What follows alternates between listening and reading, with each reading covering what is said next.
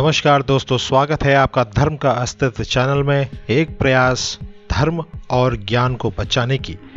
विषकन्या पौराणिक काल में इस्तेमाल किए जाने वाले घातक अस्त्रों में से एक होती थी, या कहें कि खूबसूरत हथियार। इन्हें राजा अपने विरोधी राजाओं को मरवाने के लिए करते थे।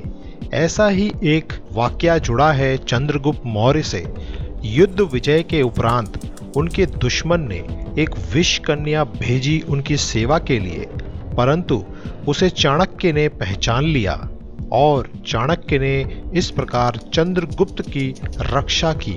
और इसी के साथ ही चाणक्य समझ गए कि विषकन्या कितनी इम्पोर्टेंट थी उस समय पे, और उन्होंने भी आगे चलकर विषकन्या का इस्तेमाल किया चंद्रगुप्त के दुश्मनों को समाप्त करने के लिए।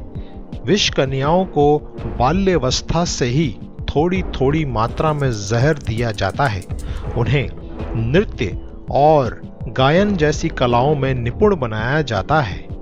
यौवन आते आते ये कन्याएं इतनी जहरीली बन जाती हैं कि अगर सांप भी इन्हें डस ले तो वह भी मर जाता है।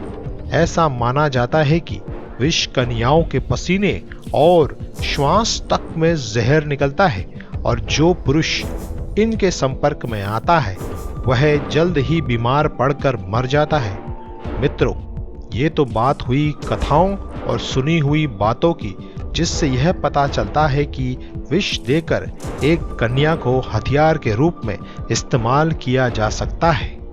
अब मैं एक और महत्वपूर्ण जानकारी आपको देने जा रहा हूं, जिससे आप अपने आप को ही नहीं बल्कि पूरे परिवार को बचा सकते हैं इस योग से।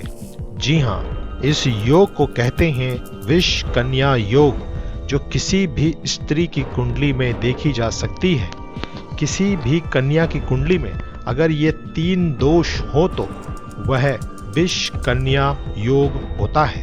अब वह योग क्या होता है, इसको जरा जानते हैं। देखिए, अगर मैं डेट ऑफ बर्थ की बात करूं तो डेट ऑफ बर्थ में जो नंबर है, अगर वह 2, 7 और 12 है, और अगर दिन की बात की जाए, अगर वह रविवार, मंगलवार और शनिवार है, और नक्षत्र की बात की जाए, यदि वह शतविषा, अश्लेषा या कृतिका है, तो इन 3 की जोड़ियों में से अगर कोई भी एक अगर किसी भी कुंडली में आता है तो वह योग विषकन्या योग कहलाता है।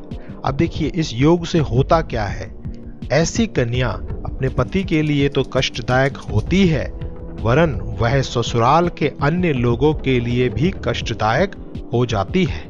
तो यदि आपको यह दिख रहा है कि ऐसी कन्या के आने से आपके परिवार का नाश हो रहा है, तो सतर्क हो जाएं। सबसे अच्छा ये होगा कि विवाह से पहले ही अपनी कुंडलियों को एक अच्छे जानकार से दिखवा लीजिए। किसी भी समस्या का समाधान होता है, इस समस्या का भी समाधान है। यदि आपके कुंडली में ये दोष आ रहा है तो सतर्क हो जाइए, और यदि आपको समाधान नहीं मिल रहा है तो मुझसे आप संपर्क कर सकते हैं। मेरी ईमेल आईडी डिस्क्रिप्शन बॉक्स में है। मित्रों, आशा करता हूँ ये वीडियो आपको पसंद आया होगा, और आए तो वीडियो को लाइक ज़रूर करें और सब्सक्राइब करें मेरा चैनल, ताकि इस प्रकार के वीडियोस में आगे भी आपके लिए लाता रहूँगा। धन्यवाद।